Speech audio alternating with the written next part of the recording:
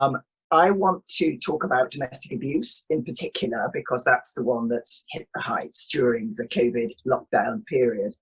2.4 million people a year are estimated to suffer from domestic abuse, 6 in every 100 adults, age 16 to 74, and that's about 1.6 million women, about just over 750,000 men.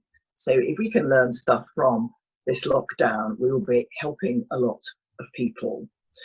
Domestic abuse, what it is not a drunken fight on a Friday, as many people think. It is a deliberate attempt between partners of one to dominate another by using coercive tactics. So obviously, physical abuse is well known. If you want to demean a intimate partner, clearly sexual abuse is an excellent way to do it. Psychological, emotional, financial, separating the person from the people they know so they have no other frame of reference, nowhere to go. So, you give up work because I can keep you. You don't need any money. I'll look after you. Don't fetch your mother around here. She really doesn't like me and we're getting on fine. You're not going out on Fridays with all your women friends because they're looking for men and you're with me. And gradually isolating, always abusing, so that on top of all of that is happening, you're fat, you're ugly since you stopped work, you don't organize anything, you can't think anymore, you're stupid, you can't look after the house, the kids hate you, and people will say to me, why on earth do you stick with that person? All of this, remember, from somebody you loved and somebody who loved you, the most intimate and the most vulnerable place in which you are trapped by coercion. That is what domestic abuse is about. And you will understand readily that it is not easy to get away from that. By the time you realize that it's not 100% your fault, that you aren't the worm that's being described, your self-esteem, your self-worth will have been so significantly undermined that, as he will tell you, you won't be able to complain because no one will believe a word of it. The perpetrator seems to be a perfectly nice person. Now, I'm falling into saying man and woman because, of course, that is what 90% of it is. I do not for 1 minute forget that men are victims. Indeed, when I was PCC in Northumbria, we had an excellent provision for male victims of domestic abuse. But this coercive control model, which is the dominant one, is male on female almost exclusively. So if you think about it, trapped 24 hours a day, as people were during lockdown at the start, with a perpetrator like that, it really exacerbates what is going on. At least on a normal time, you might be able to go somewhere, but not during lockdown. Claims, crimes, calls all went up. So I think you'll know the famous figure that in one day, the National Domestic Abuse Helpline had about 700% more calls. That's a staggering figure and wasn't sustained, but on average about 50% more calls to all their helplines, and in particular, an increase in BAME women who've been approaching helplines, not yet finding its way, either of these, into policing figures, but they are certainly expecting a surge as lockdown weakens. So in a sense, I think you can see that, firstly, domestic abuse has come right up the agenda and more people are talking about it and know about it than ever before.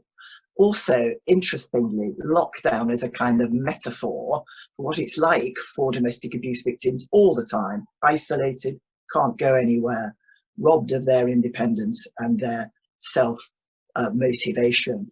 And so what I think we need to do, bear in mind there's a domestic abuse bill in Parliament too, and this is an available amendment, is to ensure that the understanding of this kind of metaphor that the public's got now doesn't fade away.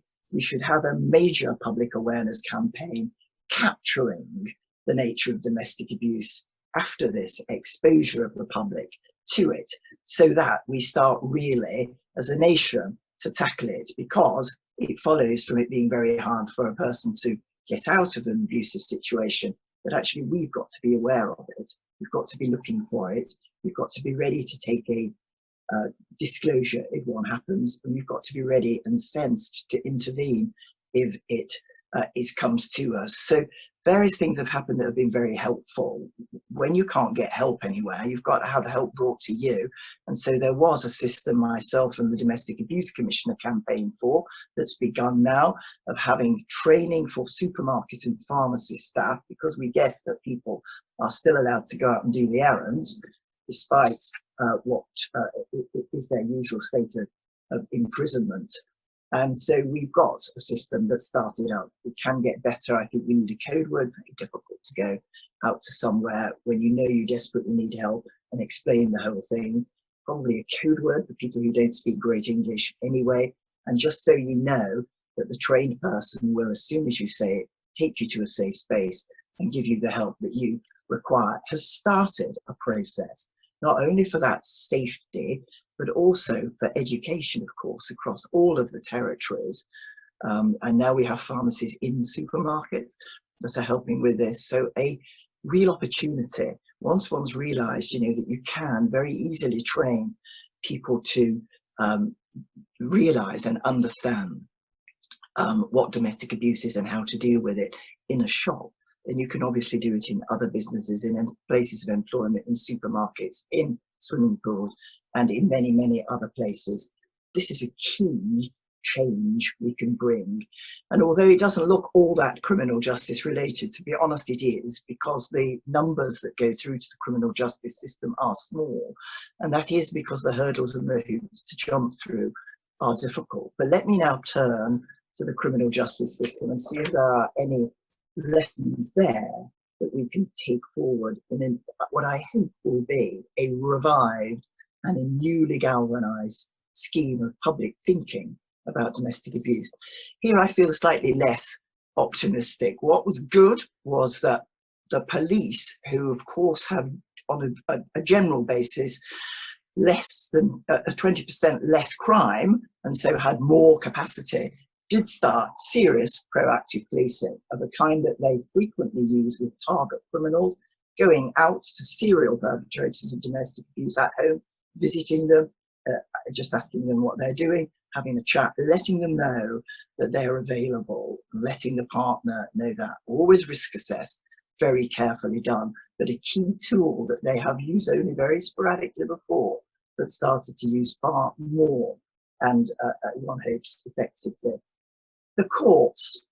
We've had special domestic violence courts, now special domestic abuse courts, since about 2004. And it's that specialism that's key, because this matter of domestic abuse is quite arcane, as I've sought to set out to understand.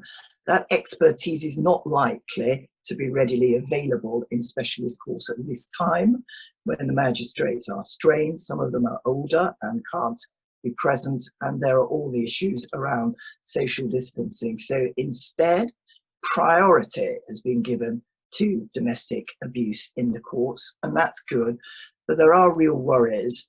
So first of all, as the recovery goes on, there are process maps, as it were, to build this up again, and this looks like the opportunity of putting the victims at the heart of things, but that hasn't really galvanized well. And we are finding people called to court, sent away, not having their IDVA, who is a professional supporter, who a vulnerable or intimidated witness is entitled to and should have with them throughout.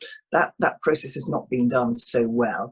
However, there has been a good government change, which has altered the GDPR to allow court lists to be published earlier and to contain for IDVAs the name of the complainant. So there is a measure now trying to link back up IDVAs and make sure that they can get to court so that there is support. I did hope that remote evidence in a formal way, not online from my house like now, but me as a complainant going to a place nowhere near the court where there is a proper setup for remote evidence, so that the dropout for domestic abuse complainants attending, which is very, very high, might be reduced by removing the fear of the court's majesty, as it were, an overwhelming fear of meeting up with him, or being on the same bus as him, or meeting up with his brother, waiting to go into court, or just being too afraid to confront him. You go somewhere completely different and sit in a sort of sitting room and give your evidence across the TV link. I had hoped that that might be boosted, and that might become a norm that can be at least offered as an option, entirely up to the victim, whether they take it on or not. That's not taking off in the way that I hope. Technological problems remain quite significant, and it's been slow, I think, to get to the magistrates' court. Even live links from within the court are much more prevalent in the Crown Court, but I'm optimistic that we might improve on that. Linked to remote evidence is section 28, which is about children being able to give early evidence by an ABE giving their videoed account of what's happened to them, and then being cross-examined also on video within a reasonable time of having done that first statement. That means that it's all done, statement, cross-examination, long before the backlog in the courts means there's any chance of such a case getting to court, and the child can go on their way. I have been campaigning for that to be just given absolute maximum premium, because the backlogs in the courts, we started off with 37,500. I think the Lord Chief thinks it's 41,000 now, and some domestic abuse cases and some family cases, family abuse cases of that kind, do go into the Crown Court and will join that backlog. It is particularly worrying for children to pass, the year they're 7, the year they're 8, maybe the year they're 9, waiting with the shadow over them. Section 28 needs to be utterly boosted, and I think that message is finally getting through. Question mark about jury trials now, and a very interesting proposition that there might be trial of either way offences, which may well certainly cover some child sexual abuse, some relatively minor sexual cases, and also some domestic abuse cases. It's specific nature, isn't it, that might be a problem. Take away 12 randomly selected people and bring in instead 2 magistrates and a judge. Is the judge going to direct the magistrates as if they were the jury, stay out of it, or are they all going to come together? In which case, are we really talking about trial by judge alone? And the question that's always been asked of me when this issue arises is, would you rather have trial by jury or trial by judge alone? And my answer to that is, it depends which judge. So, stuff is happening. I hope that the public awareness issue, at the very least, can be sustained. And I do have some hope that the imperative of having some technological support and distance evidence can translate from something that it's important to have for efficiency into possibly a new way of thinking about how to protect complainants against the hazards of the court, which has been around, honestly. There have been remote live links for 3, 4, 5 years, but they haven't taken off. This may be our chance. Thanks, Richard.